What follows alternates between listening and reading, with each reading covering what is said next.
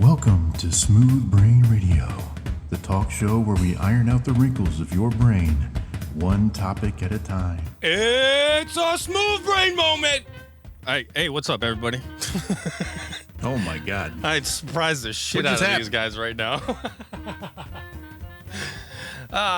Hey, everybody! It's the Bonobo Show with Lolo, and we got Grimsy here today. And well, today's gonna be kind of like a freestyle day because none of us have got any notes.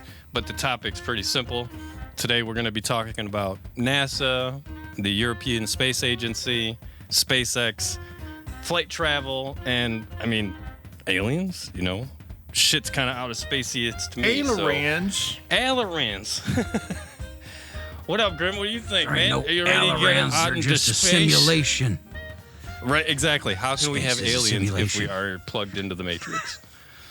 Unless, that's a whole nother convo right there, boys. Ah, look what happened. Another topic. Jotting my notes down.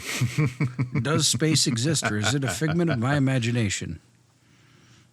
Well, you can't have an imagination. You're just an NPC. Damn Right, it. exactly. All right, so today's topic, though, is about space travel, and everything that kind of deals with it. That's why I brought in, the topic for the title is going to say NASA, ESA, SpaceX, et cetera. So, but space travel in and of itself is just a mind-boggling feat. None of us down here, other than the people that, have been in rockets, Neil Armstrong, people like that, can truly say, space travel is either easy, hard, or, fluid, if you will. But I know we have space travel that is far beyond our existing knowledge, I should say. I mean, we disappeared in an airplane, right? MH7 370 or whatever the hell it is. So that's why I wanted to talk about space travel, and not just the propulsion mechanisms or the logistics that go into it. Just to have a what did I tell you earlier, Lothans? We have a thought experiment essentially on space travel. So, you guys ready? Yeah. All right. How is it that every time FTL is brought up, I end up in here? Oh, I don't know. That's pretty interesting. Yeah, that's good. Last time we were talking about looking through a scope at the front of a spaceship and out the back to see. This is Yeah. This is going to be pretty easy then, because we all are pretty, knowledgeable on this one, or at least we have a passion for space. We're pretty spacey. They always told me my head was in the clouds when I was growing up. Are you spaced out, son? No, that's just the weed I'm smoking. What? High quality. Cloud 9. Yeah, right.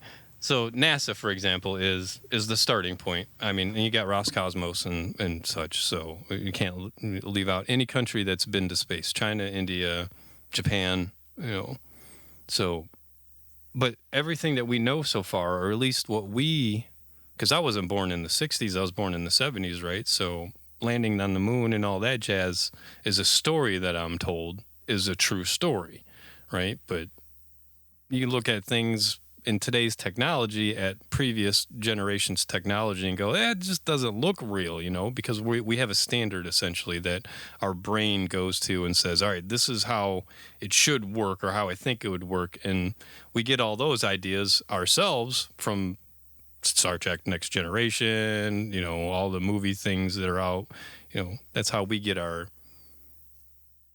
shouldn't say how we all get but that's how a lot of people get their thought process of how it should work.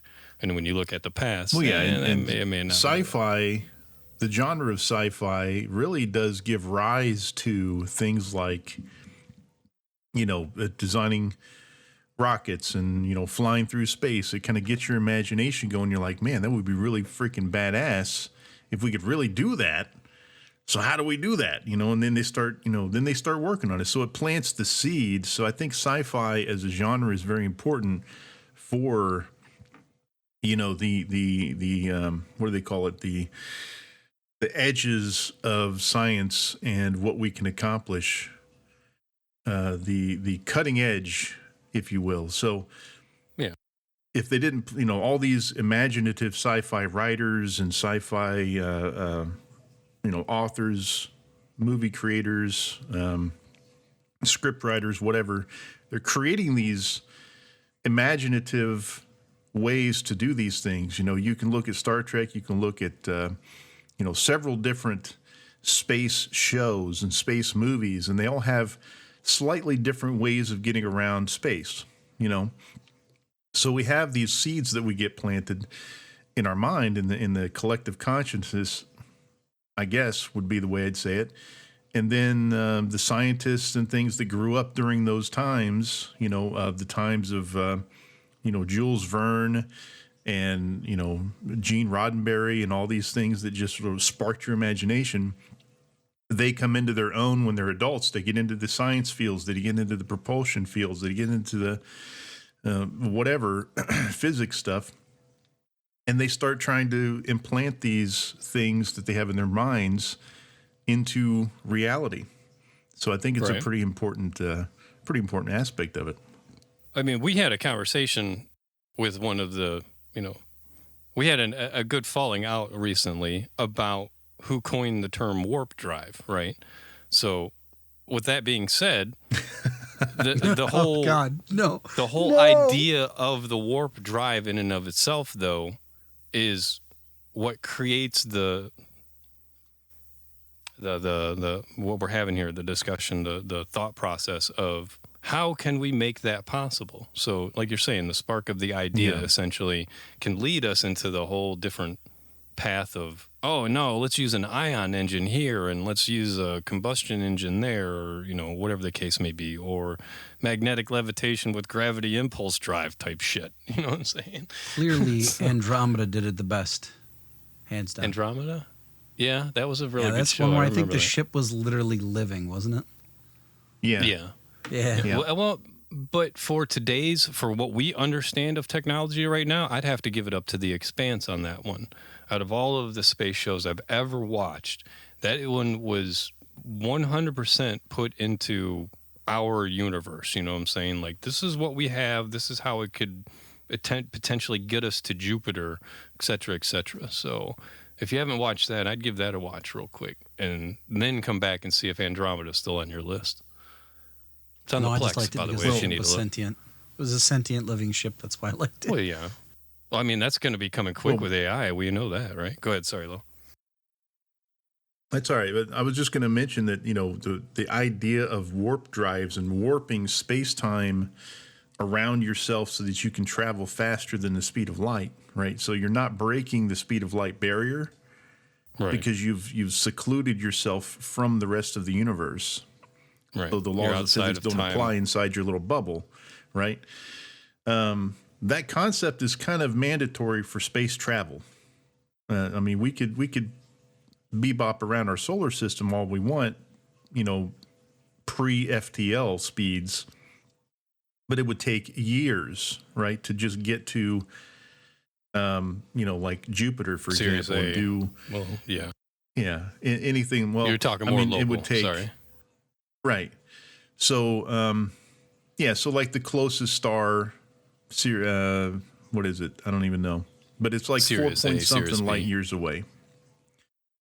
So it would take 4 something years to travel there at light speed. So if you're going slower than the speed of light, it's gonna exponentially expand your travel time. Right. So the only feasible way that we're going to do any significant space travel as a species is going to be faster than the speed of light. However, how we do that is still obviously a big question mark. We have all these concepts from sci-fi, but practical reality, putting it into place and it being functional within the laws of physics itself, that's a whole nother story. I mean, they have all these made up gadgets on Star Trek that make the warp drive go. We don't have any of those. So yeah, but looking at the Ashton Forbes video, can you say that we don't though? I mean, that if you watch that video, it's what I would imagine the Enterprise would physically look like as it entered into warp. You know what I'm saying? It would just leave this poof, it would just disappear from us, but it would leave some sort of wake in its process. Because the way I look at the universe in and of itself is fluid dynamics, pure and simple. Everything that we, is just fluid. And if we can make light, because that's how we make light move through fluids, is through a glass prism, if you will. That's the only way it doesn't slow down, essentially. I mean, I think it does technically through water. Yeah. But fiber optics, though, I mean, that's point A to point B, and we've got that mastered. And that takes, milliseconds of time to go from the United States to Europe, for example, on a fiber optic cable. So if we got fiber optics and we have the idea of what warp drive would look like, and we put fluid dynamics into just the equation of everything, how do you make light move through fluid? You could potentially come up with a drive. And the Alcubierre drive, I think is what it's called. That's our current warp drive. That was published in, late, I want to think, my brain says 2014 for some reason, but I could be totally mistaken here. And again, today's a freestyle conversation, everybody, so none of us have notes today. This is literally a thought process of how we sit down and chat every day. So this is the Bonobo experience, raw as it happened. Exactly. Yeah. So real quick, I think I'm looking it up right now. Andromeda has one of the most interesting. They call it slipstream, and they use a gravity field to reduce the mass of the ship, and then they enter a slip point, which think of it like they explain it as the slipstream has connected the galaxies together. Slipstream is an extension of our reality, an additional dimension that's integrally intertwined with our own. Well, as soon as you said the so slipstream, visually it looks like a web. So you open it up and then you're just riding on one of the strings to the web.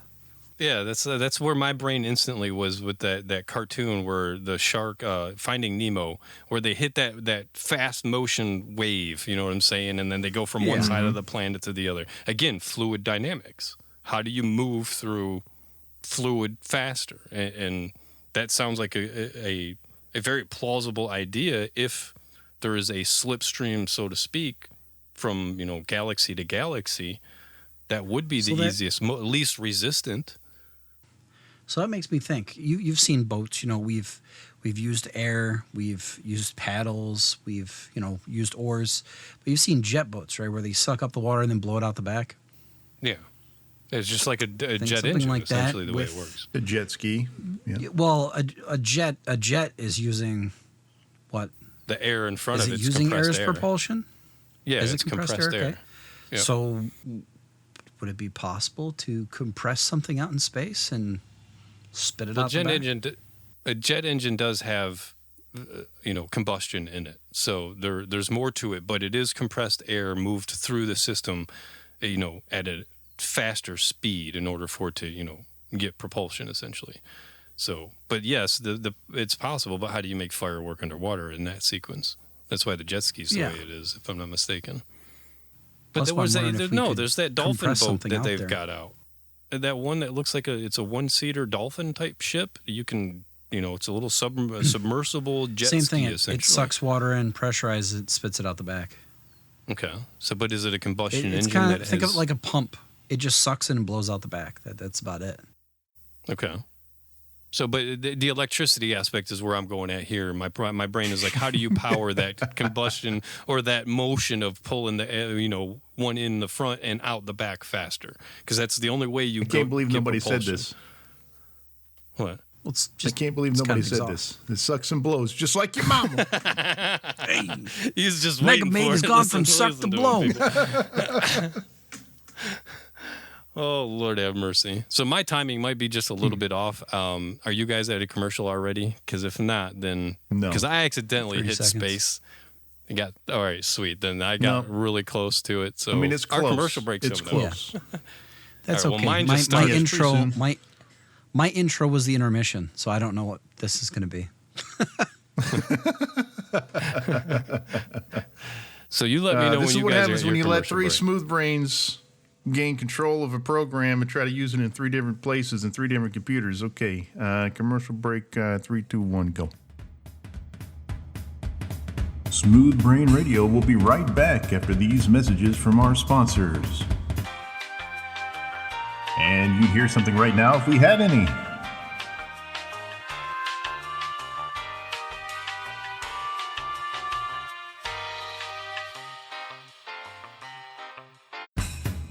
Welcome back to Smooth Brain Radio, ironing out your brain one wrinkle at a time. Hello? Hello, where am I? How did I get here? You are the voice God. inside my head. Just remember that, everybody. The man in the box. Someone threw me out Okay. of this weird dolphin ship. I finally made Lothans watch Hitchhiker's Guide to the Galaxy. What was it, last night or night before last, Lothans? What is your thought process on that Last one? night, I think. I mean, that dealt with nothing but space travel. You know what I'm saying? The improbability drive. Just that Yeah. alone. That was silly. I don't know. I think I prefer Spaceballs. Right, Like but Winnebago in space is better. isn't that time travel in itself, right? Space travel is time travel. So they were going from one place to another instantaneously, right? So they're traveling through time, but they're coming. The explainer on that is you're going to come back as what a string person, a flower person, or something, and then you would have to find a way to become Some random normal thing. again. Yeah, exactly. Some random thing, then you find normality. So, but that's a potential possibility if we have time travel. I mean, I would think Well, that. they failed because they didn't go plaid. Okay. Well, yeah, the couches should have been plaid. That's one big thing. That would have been good. Sir, they've Wait, gone no. plaid. Wait, one of them was plaid, weren't they? That's beside the point. We're getting off track. But I don't space know. travel I'm- in itself. Represent something different, yeah. Yeah. For being jammed. So I want to take a minute here, guys, and do a little PSA for the viewers, listeners. We want to thank you very much for tuning in, and we very much appreciate it. Yeah. The easiest and freest way that you can show your support for the show is just to keep an eye out on social media and push all the buttons there. You know, when you see us post stuff, you get your likes, you get your shares, you get your retweets, all of that. And that alone will help us tremendously. And on top of that, you now have 2 ways to join and become an official bonobo. Join with a one-time payment to get the SBR role in Discord. Yeah. Or for just $1 more, you can subscribe monthly for insider access, like the ability to influence topics, listen live during a recording session, and get access to special stuff nobody else will ever hear. Yeah. So thank you very much. Go and do those things. Yeah. Now back to the nonsense this here. man loves retweets. Yes. And we'd really love to have y'all's inputs. I mean, at some point in time, we're going to run out of ideas because this conversation continues when we're just hanging out. Just so you guys know, anybody that does come over and chips in or whatever, welcome aboard to the craziest shit show you're ever going to be involved in. That's all I can say. Because I don't like these two motherfuckers. I'm telling you right now, they get on my damn nerves. And I'm sure they'll say the same thing about me. But see, told you. All right, back to I'm still space. saying you cough like a bitch. That's all right. I'm gasping for air, bro. I'm gasping. It's not. No, I'm just kidding. Oh, sure. Gasping. Again, bleeding in. Welcome to the Bonobo Show. This is a reference to right before we hit record. We had like a 20-minute freaking thing about how infectious coughs, and he says he's gasping for air, but he's coughing. A I don't cough know, is it's not a just cough. retarded. It's a He's gasp coughing for air. That's what I was trying to say. And we were trying to explain to this guy that he's going, air's coming out instead of trying to suck air in. See, And I'm trying to let them know that, yeah, I expelled the air, but at some point in time, it came back in because I coughed it back out again. So they're not gasping. They're not. Anyway, this is not dealing with space. I mean, it does because it's fluid dynamics and all that jazz at the it's same dealing time. with the space in between It's the space your in ears. your lungs. It's the The space, space in your lungs. in between your ears, where that smooth brain should be, but it's not even there anymore. It's freaking melted or something. I don't know. Well, it's all ones and zeros. Remember this. It's not really physically Oh, yeah, there. yeah. So It always Well, returns speaking to of the that, robots. okay. Speaking of that, if we're in a simulation, as Mm-hmm. you say, okay, as you suggest, yep.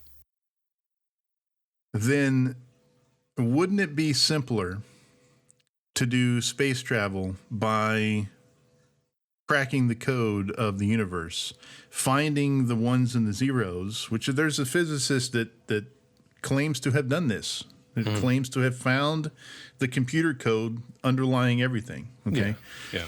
I think I've seen that So before. if you crack the code, if you translate the language of the universe, couldn't you simply program your ship to be able to go faster than light, or however fast you want it to go? Listen, are you trying to fry the heart, the server that we're on, dude? We're running on like a Pentium 2 from the 50s, man. Come on. So Like, it's just. so to answer that, I'm serious. Why would you not be able to just program it to say, I want to go from, I'm here, I'm at point X, and I want to go to point Y, and just say, boom, put me at point Y with Well, no travel realistically, time. think about it though. If you got a server, right, you have to build a world and the space and all that. So wouldn't it be better to confine them in a world and not have to recalculate information for a new world? So you just make space travel so impossible they'll never get out there. There's a giant wall, they can't make it. so is, Well, yeah, I mean, you have the light speed is the speed limit of the universe. right. So that could be pre-programmed in. I think we mentioned this before in another episode, but if the simulated entities, ourselves, for example, could tweak the code, why couldn't we just poof? I'm going from here to here instantly. Okay. Well, so to answer that question would be: are we at that point in civilization's history in the simulation that allowed us to crack that code? Well, clearly not. Well, are we though? Clearly not. I don't mean, think so. you got to take the Ashton got- Forbes video into play here. That so How far that did we video get into has not been proven simulated false. space travel? Do what? It's supposed to be about space stuff. It was space. Now we're in but what if we were in a simulation and trying to go to space? It's just I understand where he's coming from. Well, if you can build the simulation of how to do something, then theoretically it's possible, right? So, I mean, and if it is could hack it. possible, you have to be able to simulate it again. So it's a feedback loop essentially. But in a simulation, time is of the most important. Where are you at in sequence from point A to point B, right? If you haven't hit the marker to where you've decoded it, then you don't know about it until you hit that marker, right? So that would be the explanation away. That's how I would quickly just dismiss it. Wouldn't that be the closest thing to you've seen like the black hole theory where it looks like two cones, and you would program into the black hole your entrance, you program in the black hole your exit. Well, I and mean, you that's travel what through. in the And Matrix, it compresses space in between them, and you travel through. yeah, that's the hallway in the Matrix. What, episode 2, right? Yeah, That's where they go from one room to the next, and they're at one point to the next, right? And they still moved through time, though. And that's the key element here is time travel. From a one point to another point, you have to eliminate time from the sequence to get, instance. So, Well, is it time, or are we just compressing the area between where we have to travel? well, it'd have to be, because space and time are both one and the same. That's why it's called space-time, right? So, and so far, Einstein's theory has been proven rock solid in that one. It's unavoidable. You cannot, to perceive something is to be in space-time, pure and simple. That's the whole, I don't know how else to say that. So, for any individual to do anything, every you're moment of your traveling life, through it. you're experiencing space time. You're traveling through space and time all the time, right? For lack of a better term, all the time. I think to really go into faster than light travel, you'd have to, for teleportation, you'd have to eliminate the time aspect of space time. Correct. You'd have to somehow block yourself from being affected by time somehow. Right. Well, you're not. And then you could travel through space as long as you wanted, and you just pop out the other side the same as you were when you went in. Yeah, but the idea between that one with the wormhole is you're not removing time, you're compressing space. Right. Correct. Because the individuals going through the wormhole still perceive time.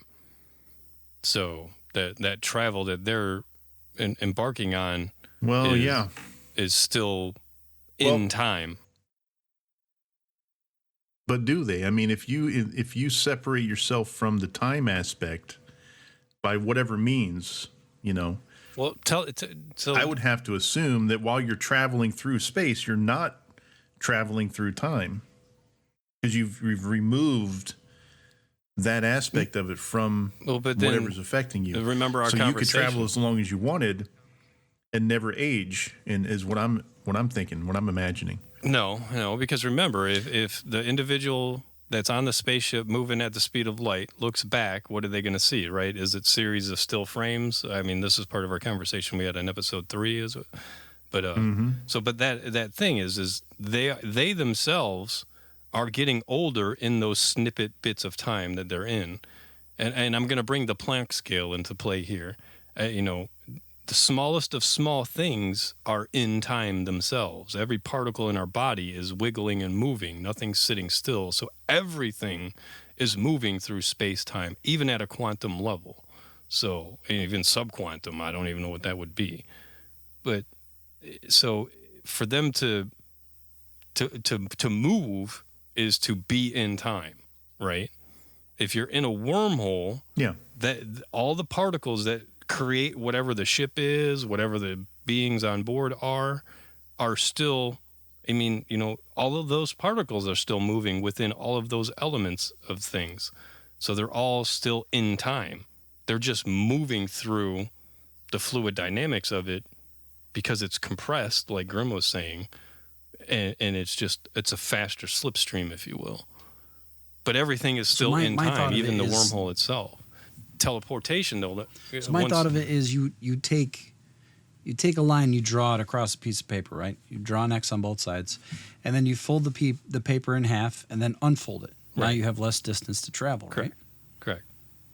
So that's the idea behind that is you're not cutting down on time or traveling faster. Yes. Yeah. Right, but when you folded that and you pushed that pencil in through the hole, right?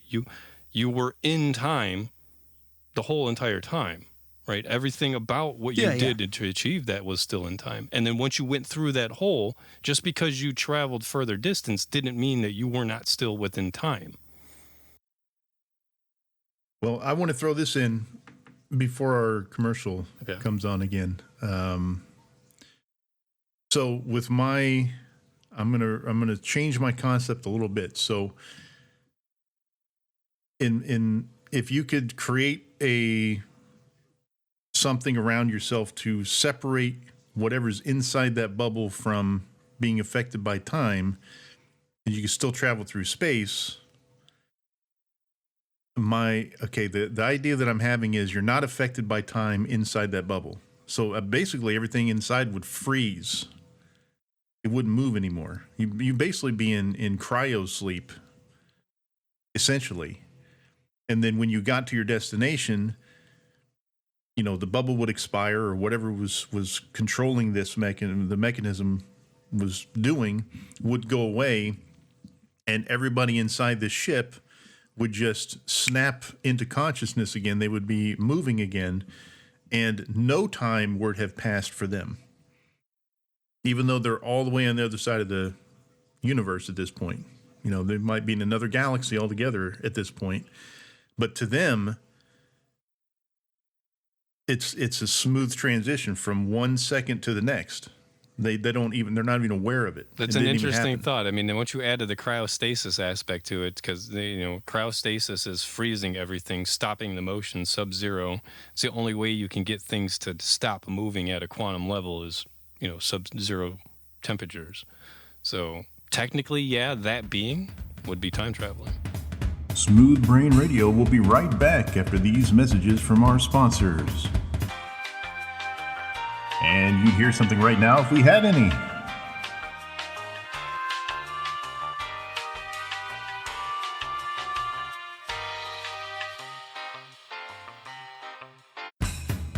Welcome back to Smooth Brain Radio, ironing out your brain one wrinkle at a time. Hey, yo! We're talking about some space travel here today. A little bit of everything, to be honest with you. Welcome back. And it's interesting because for me, it's trying to separate the space from time, and what you hit with on teleportation kind of even made my brain go a little bit further as well. Because is teleportation not just what is that ship? If you replace every part in the ship, is it really still the same ship? Right? Because teleportation, well, it's kind of like what Star Trek does, right? Right. Where they break down every molecule and then reassemble you, right? Correct. So is that really the same individual that came back out?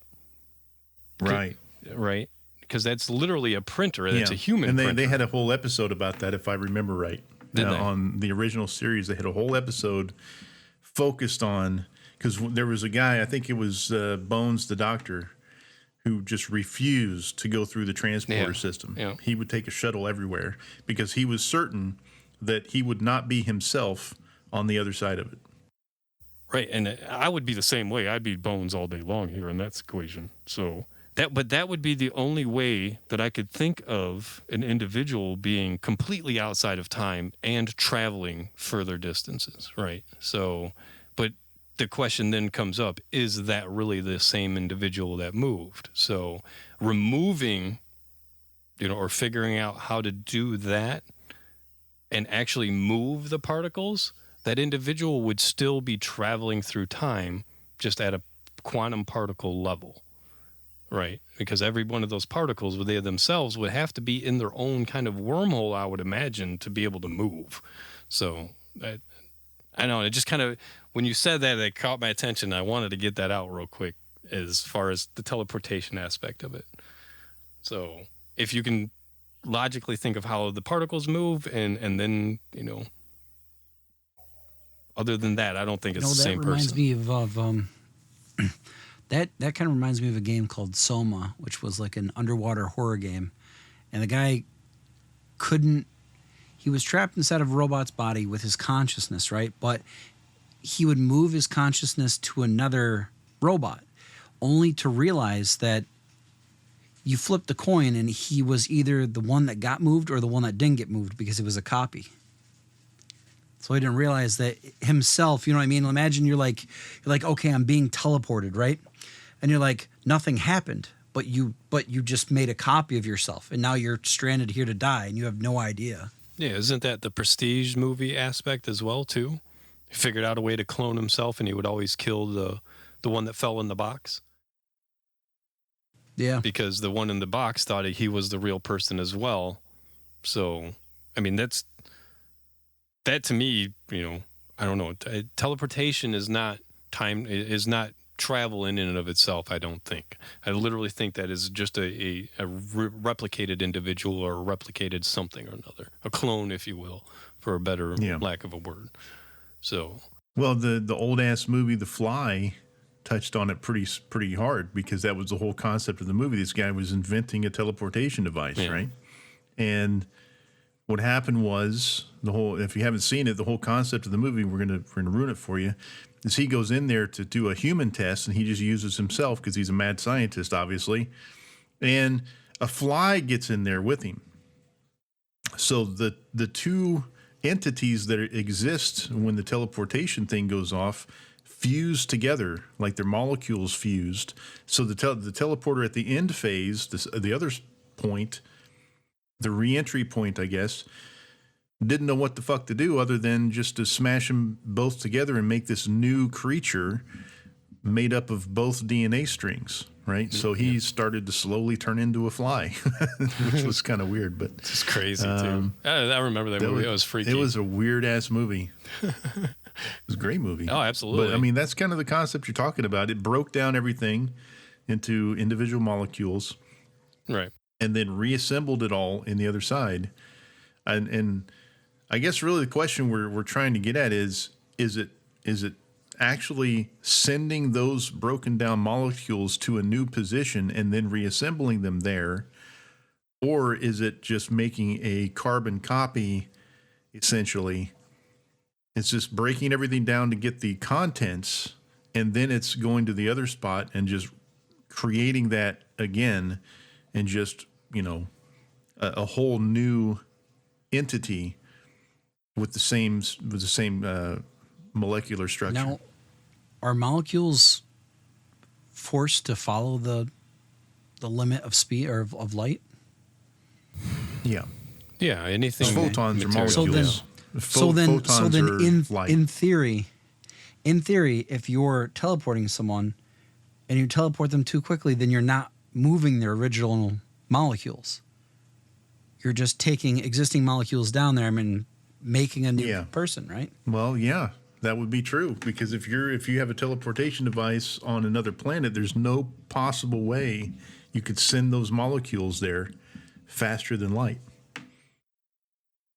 We understand it now. If you use the original molecules, you would have to wait for them to travel in. It would be like that person was on ice. For them, no time would happen. Right, and the cryogenic But if you didn't wait for those original ones, then it is definitely a different person.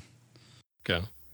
So we've kind of ruled out teleportation as space travel here is what I was trying to go with by bringing that whole up to begin with. So I don't think that that's space travel, if you will.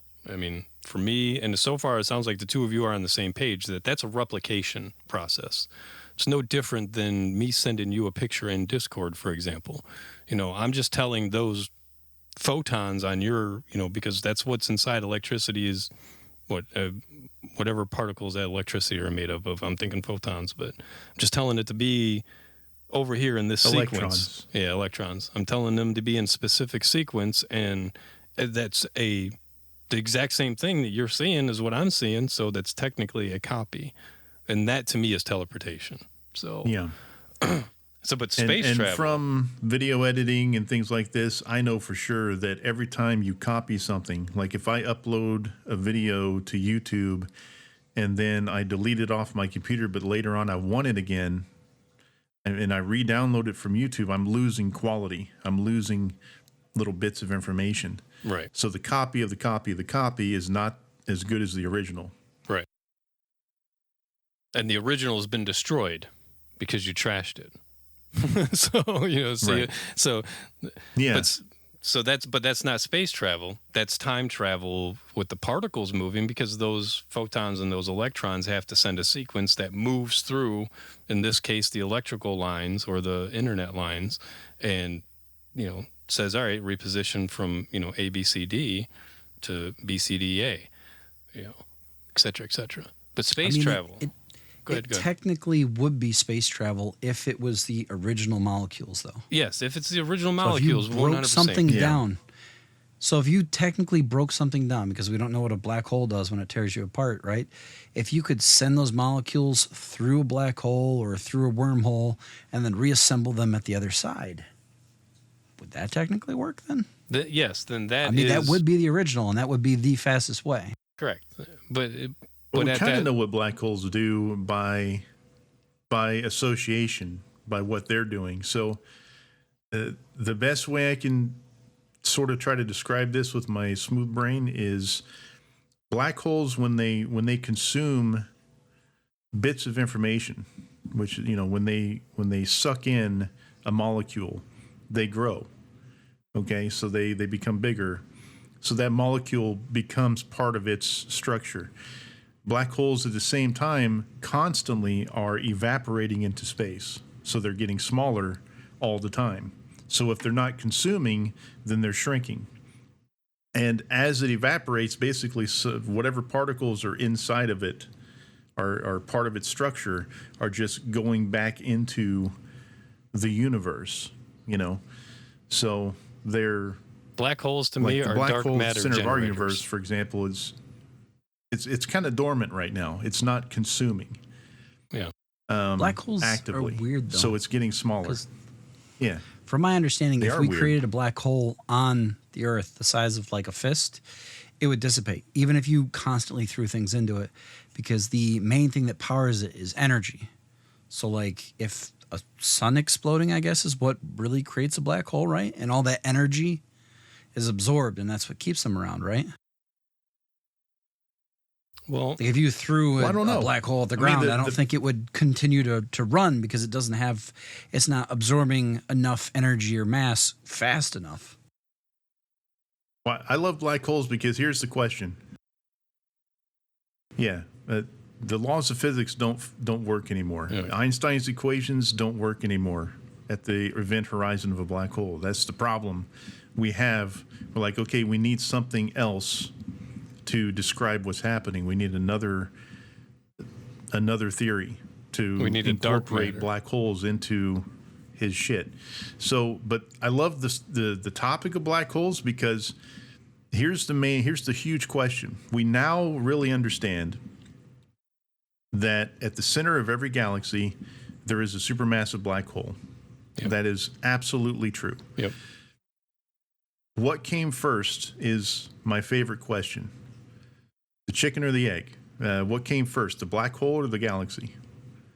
Did a black hole exist and it started to pull all the material towards it and it created a galaxy around it by its gravitational force in the early stages of the universe creation?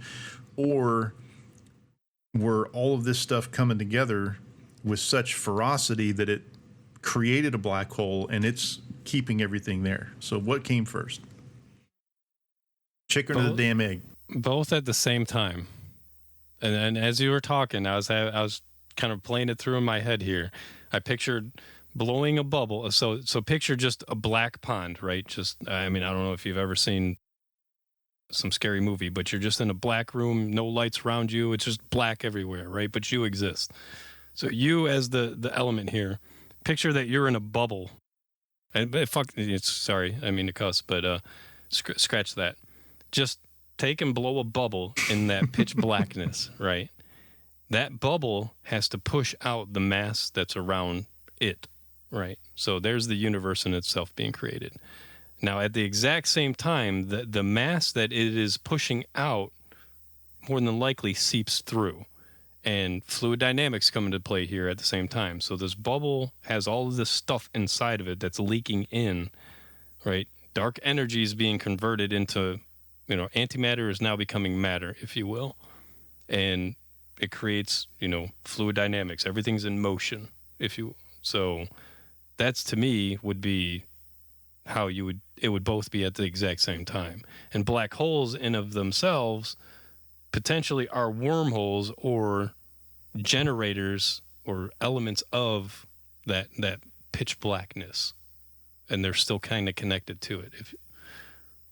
I hope that makes sense. It probably doesn't, but it makes sense in my head, and I might be able to explain it a little further, but I'm not going to bore you too far. But just kind of think about what I said. Listen again and then think about it. Listen again and think about it. And as you visualize it, it may make sense to you. And you can feel the wrinkles of your brain dissipating. Well, no. As they They'll get evaporate away deeper like the because you'll black be holes. like, how the hell does that happen? I said it while you were talking, though. I think black holes are literally dark matter generators. They are an element of outside of the bubble, if you will, that is our universe. If it is a bubble. That was what the collider was for, right? No, the collider is to see what happens when they smash particles together. Yeah, did they create like a super tiny black hole that immediately vanished? I think I read No. somewhere that was not true. No, that did not okay, 'cause actually I happen. thought that was the a concern. fear. That was a concern, but it didn't actually happen. No. Well, I thought that's how we learned about black holes not being ever consuming, that they have to have enough energy, because energy is what they absorb. No, that's So Stephen that's why Hawking. Stephen Hawking wrote a book about black holes, and he basically theorized all this stuff. So everything that we currently understand about black holes, or think we understand, or our current understanding, I should say, of black holes comes from Stephen Hawking's brain. Whether he was right or not, we'll have to find out after Smooth Brain Radio will be right back after these messages from our sponsors. And you'd hear something right now if we had any.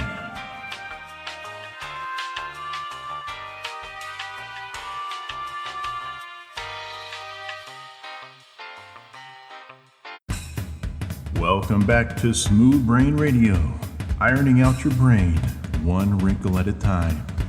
Your lack of wrinkles? That. lack of wrinkles. And we're back. So, Lotens, you said you want to say something? Yeah, I think I want to kick off our last segment with this idea of space travel, or space exploration. Okay, so you started us off with SpaceX, the European Space Agency, NASA. I want to draw a parallel that I've thought about the last couple of days leading up to this recording. Back when it was the 1600s, 1700s, and all the exploratory missions were being sent out, Magellan and Christopher Columbus and all these people were being sent out on wooden ships across the ocean, which was uncharted at this point. They didn't know what they were going to find, but they knew there was other stuff out there because they had, rumors from traders coming across the land from these faraway places. And all the monarchies of Europe were trying to make trade routes. They wanted to find a seaborne trade route to these other places. So they would fund everything, right? They would fund the ships. They would charter the ship. They would charter the captain, pay for the crew, pay for their supplies, pay for their food, pay their wages, and then they would get promised a big old pile of gold if they came back with solid information, right? You go out, you find this, you bring it back, you tell me about it, you show me where it is on the map, you draw me a map or whatever. I'll give you this big old pile of money, and we'll send you out again or whatever. So then later, once all of this exploration had happened and all these discoveries were happened, and they had an idea of where things were now, the East India Trading Company comes in and is created, and it is still sort of funded by the monarchies and things, but it's its own entity. It's a private corporate entity. And it starts to continue the exploration process, but it really defines it, or refines it, I should say, to make it very much more streamlined, and it creates all these established trade routes and things like this, especially to the Orient. And that seems a lot similar, in my view, to what NASA is basically. It's a public entity, but it is primarily funded through the government. They're contracted by the government to do X, Y, and Z, and they were the originators, basically, along with the European Space Agency. Now they've done certain things that weren't necessarily going to be viable for a corporate entity to do, to contract with, because there's no real guarantee on return on your investment with like sending a thing to Mars, sending a rover to Mars, or sending people to the moon. What are you going to get out of that financially, right? I mean, they got a lot of stuff out of it later on, right? Right. Like Velcro was one of the things that was created for the space modules. Became a huge thing in the 80s, right? Well, but half the beds of Americans there was sleep no on guaranteed. Yeah, but there wasn't really a guaranteed return on investment. Now, at this point, now that they've done the groundwork and they've shown that it can be accomplished, we've got an international space station in the freaking going around. We got all these satellites up there. We've sent several probes out. Who was it that landed a European Space Agency landed a probe on a meteor or on an asteroid that was flying around? That was a huge accomplishment. But now that all this stuff is established, now you have SpaceX and these other companies like that coming in and saying, we're going to take it over from here. We're going to streamline this. We're going to refine it, and we're going to make it profitable. And that parallel struck me. So I don't know what you guys think about that. Well, while you were talking, I got I'm glad progression. the Velcro came up because we got the song Velcro Fly. Yeah. But to me, like in the early part of that, what you were saying, it sounded like a progression thing, like a linear progression is where you were going. You kind of switched it up a little bit at the end there. Mm-hmm. So if you follow the linear progression of things, humans themselves are, I mean, Mr. Smith said it perfectly. We're a virus. We go to one place, we consume all its natural resources, and then we spread, right? At some at some my favorite point, line in the Matrix, for sure. Absolutely, right. At some point, we're going to run out of resources on this planet, pure and simple. So, survival mechanisms are going to kick in at that point. But if we don't have the progression to lead us to that inevitable instance, if you will, then we'll just die, right? And for us to have thought... Well, you do have now... Or we will Thanos. You do have now, SpaceX is talking about Mars colonization. Yeah. That's his ultimate long-term goal, right? For sure. And you have another guy, I don't know where he's from. I'm thinking maybe... Yeah, Bezos. He's a Chinese businessman or something like that. But he wants to create a company to go out and clean up all the space debris that has been created by everything being launched up in there, all the space. He wants to be contracted by governments to go clean up their mess in space. You have another guy who wants to create an asteroid mining company to get resources from there. And, so you're starting to see that linear progression. Right. And into space travel. Correct. And again, I keep bringing up the Forbes video. So we're doing it the long, tedious way when potential of the technology to go, to freaking wormhole travel to the other side of the planet exists, so, but the whole thing about just going and finding things is, the exploration, if you will, is to spread. Again, it's the Mr. Smith line. So that would be the whole point of space travel to begin with, is to just not lock ourselves to this rock that we know has finite material from what we've learned through the progression of things so far. So that, to me, space travel has to occur. Yeah. And the point I was going to make was right now we're a type 0 civilization, which means we don't really even control what goes on our own planet. Right, we're still beholden to natural disasters, for example. I think we might be type 1. If we can manipulate the weather, I think we've made it to type 1. And I mean, geoengineering is real. Well, the transition to type 1 is you have full control over a planet entirely, every aspect of it, and you're not stuck on that planet. You have multiple outposts, if you will, all over the place. So if something goes horribly wrong on one of your planets, it's not the end of your species. So that's a type 1. Well, my speculative mind comes into play here, thinking, again, if the Forbes videos are, at this point been proven real, have you never heard of the stories that, kids were teleported to Mars and lived on Mars when they were kids? I've heard those crazy conspiracy type things. So those can no longer be considered conspiracy. They may be actual fact. And if that's the case, we may have outposts and all. What you're saying is a high probability. And again, this is in the realm of speculation, but I have to believe if that, so far the video has been proven real, which means we do have faster than light travel. So what else don't we know? What kind of cage are we actually locked in potentially down here?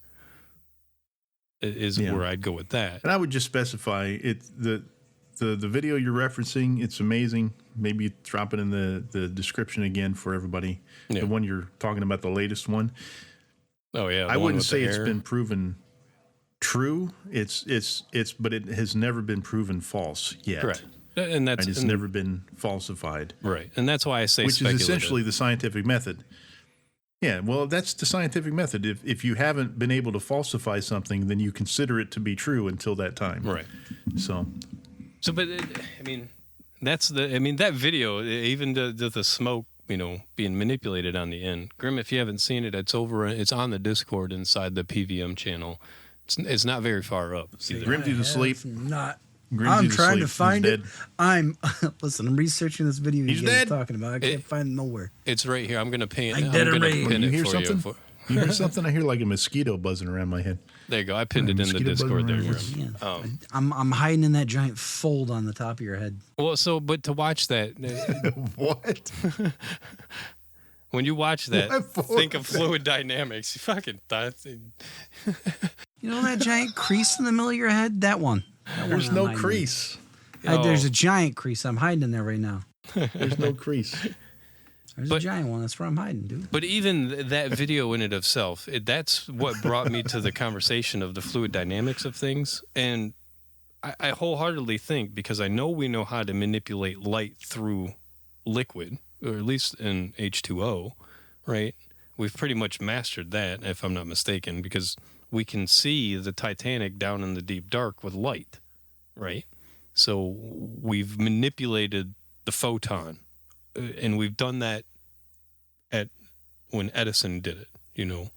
We at that point understood how the photon worked, if you will. And from that, we've got, what was that, the 1800s, like late 1800s that he created, or early mid? I don't know. Anyway, somewhere in the 1800s, Edison did some shit and captured the fucking photon. and Tesla was right there, saying, "Nah, I got a better way to do it," and created the fluorescent light bulb. Essentially, just didn't have the means to mass produce it the way we have it today. But that is what I'm trying to say. He didn't have the financial backers that fucking Edison had. But those ideas existed then, and we've never really, I don't think, attacked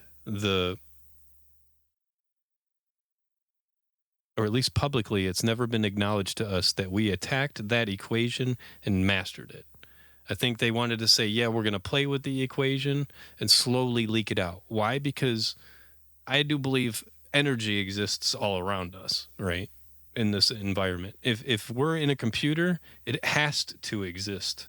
There's just no possible means. And free energy does exist. Tesla proved that with his little tower thing that he was developing, right? Oh, yeah. So one of the coolest things that you can learn about particles or atoms, which are comprised of multiple particles, is an atom is like 99.99999% empty space. Where there's nothing in there almost. There's almost nothing there. But if you measure the energy inside of an atom, it's almost like the calculation is that it contains infinite energy. But what the scientists do so they can have a number to work with is they bring that number to something real that's not infinite. But the real calculation is infinite. right. So inside every atom of your body is infinite energy. We just don't know how to tap into it. Right. And if The real everything calculation is X times Y divided by Lothan's fold on the top of his head. But Hey, if everything is moving, how about this? everything generates energy, because without when something moves, it manipulates the fluid dynamic around it. That's why I think that wholeheartedly we're in a computer generation, because it's all energy that's around us. So Then why haven't we bought the space time travel DLC? I mean, somebody's got to pony up, man. because it hasn't been released yet, it's still in early access, and we've all been burned on EA so far that we're just like, I ain't getting freaking Just What was it? I was gonna say that game. Listen, if Star Citizen No Man's Sky. can get 700 million or whatever they're up to, we should have enough by now to get the space time travel DLC. Well, I'm saying, man. I think we have it. That's the thing. I think we're being lied to about it as well. And it saddens me, because I wholeheartedly believe that you and me, all three of us, should have the ability to walk around on Mars. I think we're being restricted on it. Because if we can throw, if My some, need for oxygen limits me from doing that. well, I mean, obviously there's going to be precautions at play there. But if some billionaire can you throw know, a you rocket know up that into same space weird and make wheezing it noise you land make? off of the old tech. That same weird wheezing noise that you make is what I would make if I was on Mars.